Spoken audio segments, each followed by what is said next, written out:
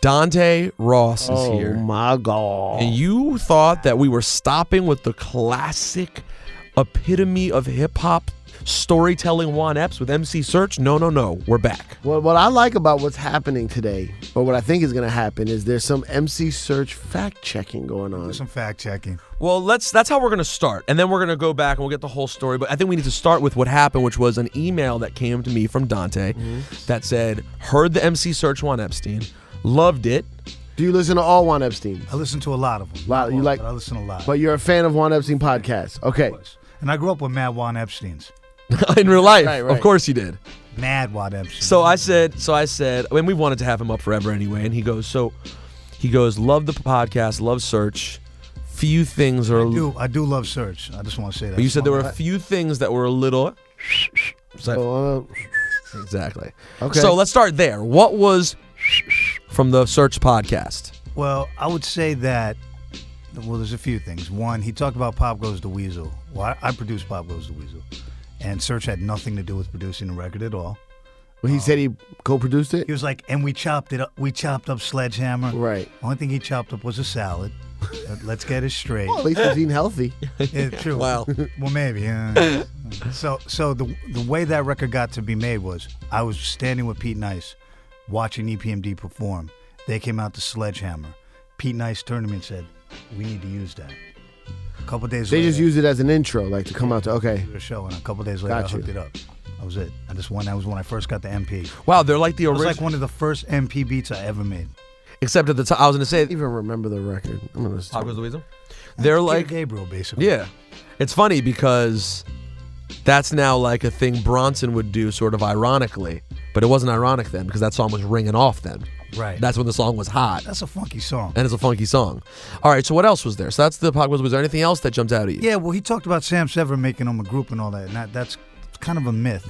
So Search was he was a solo artist on the Rush. Lior had paid for him to do his demo. I got Sam, who was my downstairs neighbor, to do the demo. I knew Pete from playing basketball. Pete was going to Chungking. He was in there. He was in struggle mode.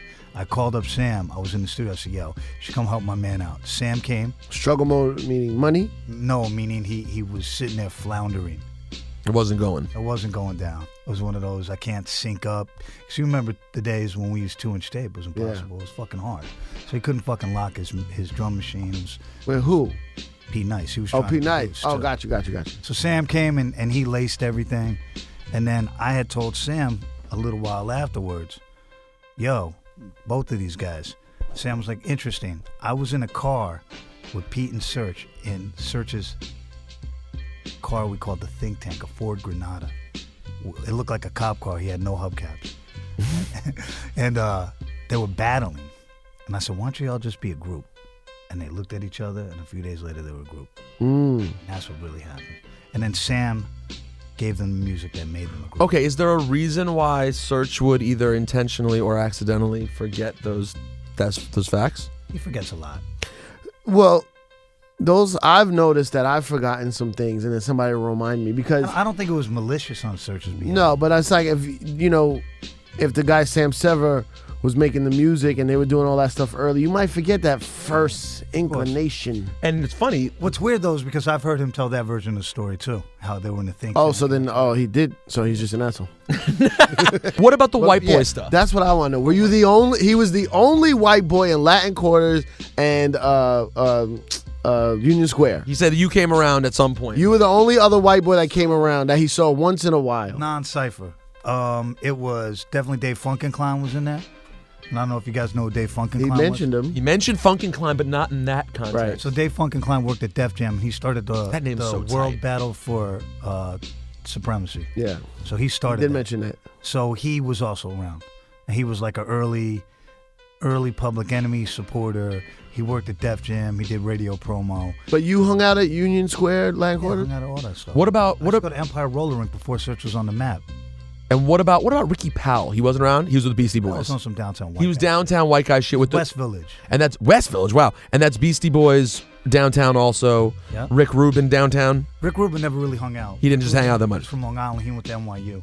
He wasn't around. He wasn't running the streets like that at So all. there were no other real. So Search wasn't off and saying there were barely any white boys running around. Definitely not off at all. Wow. Definitely not. I mean, it was to the point when you saw another white kid, you were like, who's that guy? Let's start with the search tangents. That makes the most sense. Okay. He didn't have that much about the transformation of MF Doom.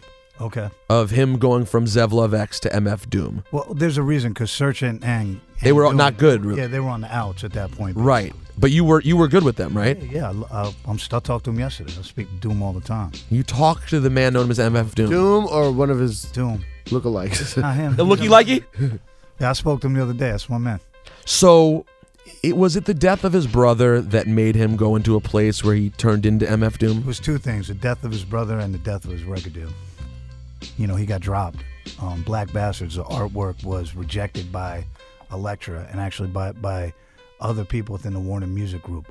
They found it offensive, the album cover, and he drew the album cover himself. Ah. What happened was there was this big hoopla. A woman named Terry Rossi wrote about it in Billboard in her column, and she said it was like offensive, et cetera, and made an issue out of it. And a lot of people within the Warner Music Group, a lot of people in power in the urban music department huddled up, and they said this record was offensive, the cover. But they Just never, the cover? But they never listened to the record, and they really had no cognizance of KMD. So we're supposed to have a meeting with the board of the board of people who are concerned about the artwork, who thought it was offensive, to kind of explain it to them, defend Doom's rhetoric. And the day of the meeting, me and Doom showed up, and my boss at the time, Bob Krasnow, who was a great man, he sat me down and Doom, and he looked me down and he said, we're not going to have a meeting. I'm going to have to let the band go. And I was You can't change the album cover? I was like, well, can't we change the album cover? Isn't allowed to, and he, to change his artwork and to explain his reasoning for the album cover. He drew it himself. And I was like, he's like, you've already explained it to me. And he understood that, it was death to Sambos, death to stereotypes was the point he was making.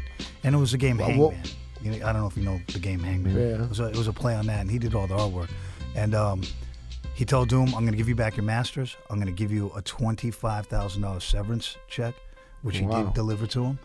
And we went into my room, and I had a case of wine. It said Sweet Premium Wine, and he has that song, Sweet Premium Wine. And me and Doom proceeded to get drunk, and that was it. And he told me I should get dropped more often. I get my record back and $25,000.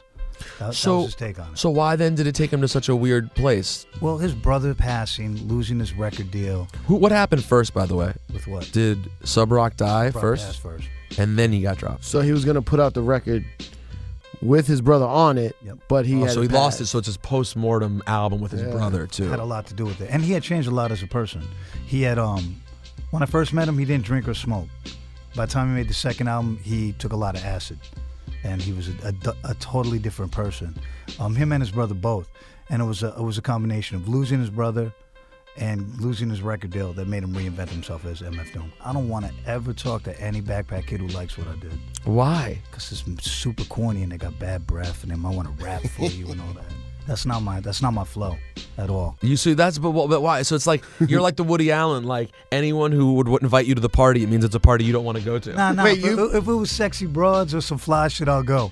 You don't mind fans talking to you, but you're talking about like the specific the extra nerdy backpack fans. I'm not fucking with that. It's too much. But you made extra nerdy I know, it's backpack weird. music. But to me, it wasn't that back then.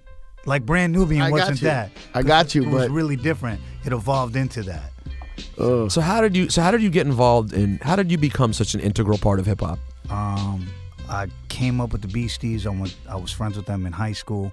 We were all into punk rock and skateboarding, and the natural evolution at that time period. If you were smart and into punk rock, you ended up probably being into hip hop, because it was just like punk rock got kind of corny, and then I heard Run DMC. I already was cognizant of hip hop.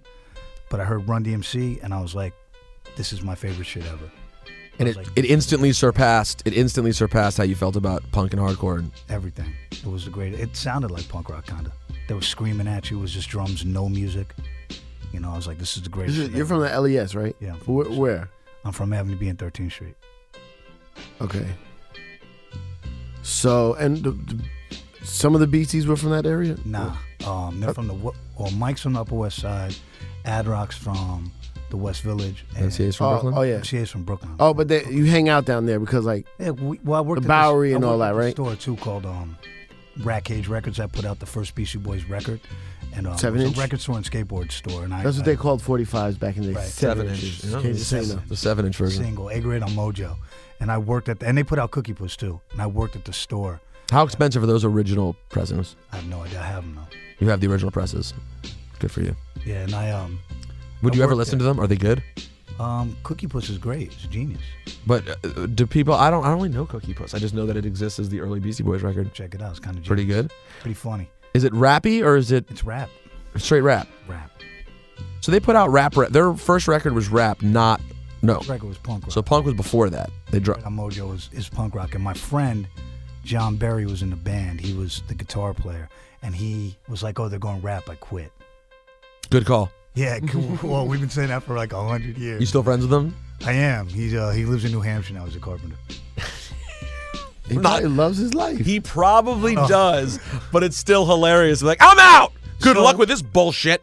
When they put out, I think it was either Check Your Head or the record after it, they used one of the old Beastie songs and they reissued some of that stuff, and he got a big fat check.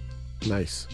Oh, that's good The for him. Beasties are good It's like a that. good- They always it was look the out money for he used to get that new table saw he wanted. Exactly. He got a skill saw, pickup truck. He's He went to Home Depot that weekend, motherfucker. So, did you ever produce for them at all? Nah, I never did. That's funny. I always have this theory too. If you really like grow up with people right in front of their face, they sleep on you a lot Oh, very true. because you're too available. Too available. Same thing with like a chick. You're like 100%. Same thing with the girl. Like Swiss Beats was literally, we know Swiss Beats as a major hip hop contributor nowadays. He was the nephew of the owners of Rough Riders, and they were like, "Get out of our fucking face." But at least for him, it happened pretty early, though. Still, Yeah, he was young and he was hungry. He went for it, but it's like it happened from Dante early too. But right. you get overlooked with like Flex. To me, like Flex never gives me the opportunities that I think he should. And back you're in the sitting day, right like, there. I'm right there. Like, let me open up or let me do this. Because you're right there. That's why. Right there, and fucking Joey IE came in and swooped it away from me. I even found that too with the dudes I was always doing music with, and I was like so around and such a big part. Like I always felt like, why don't y'all shout out people you barely know? I only get a random sparing shout out at way end. I wanna fix that. I think part of this too, you got to put yourself forward. You got to be like, yo, check me out. Shout me out, hey, shout me out on this motherfucker. So it's not. You can't assume it's a given. Yeah, you can't be subtle about it either. You can't be I never subtle said about to it. Beasties like, yo, you should let me do some shit for you. I never did that. You just waited for them to ask, and they never. That and also like, I just always had mad respect for them. Those guys, I never wanted my friendship to become my business with them. They were like my friends before all this started. They got me my first job ever. Right. So I was like, just real like. But at Def Jam? Yeah. What were you doing before that? I was a busboy and I was Just getting so- arrested a lot. Then I Working was at the a record bartender. store. Well, that was way before. That was in high school. I What was did you get high arrested for? Lots of things. Drugs. That was one of them. You had a good run with drugs, no? I like drugs. I used to. I know drugs anymore. Not anymore. Like 4 years. Smoke pot still or no? Nothing. You're off That's everything. the only drug I liked, really. Pot and booze. But you're I didn't off. like drugs. Are you off of both? I don't. Yeah. You were. I don't know. I remember. I'm here. I'm in my mind. It's coming back. What to are you me. gonna It's say? What do you want to say? I don't know. I feel like something fighting. Yeah, definitely guns. drinking, brawl, guns, all that. Yeah, It's the Lower East Side. all You of grew, that. up fucking, You grew up around a lot of what? Puerto Ricans? Baricuas all day. In that Alphabet City in that day. All day. When did you get your first gun? 15, 16. Just there. Did you keep it on you during the era? Were you? Hip hop era? Yeah. 100%. Always. I used to fly with guns. Sorry? Do that. I used to know how to get on planes with guns. How did you get on planes with guns? Well, if you're traveling with the band, you put it in a road case with your turntables. You take it apart. Karis One showed us that. So I was a road manager, and I'd be on the road therapy and Rakim, and that's how. And we get X-rayed. Yeah, well, it's metal, so it doesn't really get X-rayed. It's your road case. They just open, look at it, you're good. So You would put it where? you put it under the turntable. You take it apart, put it on the turntable. Ready. How much can you take it apart? You can take it apart. Unscrew the turntable? No, with the gun. You know how to take a gun apart? Yeah. It's like, what are you, a fucking idiot? Sorry, oh my God. You take the gun apart and just literally put it. Yeah. What if they Tape it lift the on turntable? You tape it underneath the turntable. They never lift it up, ever. They never did. Back in that day. And the Back in the turntable's day, metal. there was no 9/11. Remember this? The whole turntable. No, I know. Everything was And since different. the whole turntable's metal, what are they going to notice? A piece of metal under the turntable. And the other thing is, people would just put guns in their luggage back then too. Just go right in your luggage. If you check it on the plane, you're good. Yeah, I remember When you that. go through the airport security is when they catch you. That's how like Guru got caught Everlast because they were dumping. They got your man. What? Guru got knocked.